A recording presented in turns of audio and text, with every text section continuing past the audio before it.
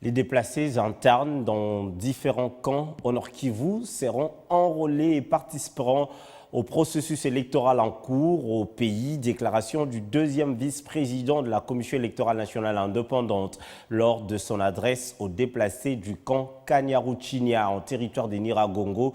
Didine Manara a profité de l'occasion pour assister en vivre et non vivre ces déplacés internes. Les rues de la ville de Goma, aux couleurs de la Commission électorale nationale indépendante. Ceci est la caravane motorisée sur les différentes artères de la ville avant de chuter par le camp des déplacés de Kanyaruchinya en territoire de Nyiragongo.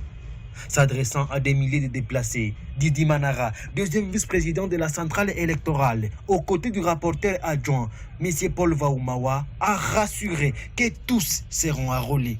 Donc personne ne doit être laissé au bord de la route. Voilà pourquoi nous sommes venus ici, au camp de déplacés, pour donner un signal fort, comme quoi ils sont congolais comme tous les autres et ils jouissent de tous les droits, y compris le droit au vote. Alors, nous espérons que la paix va régner et que l'enrôlement pourrait avoir lieu comme c'est le 16 février prochain et qu'ils vont tous retourner chacun dans son village. Mais s'il n'était pas le cas, la CENI va amener ici des centres d'inscription au niveau des camps des déplacés. Donc c'est un signal fort que nous lançons au peuple congolais, que la CENI veut l'inclusion.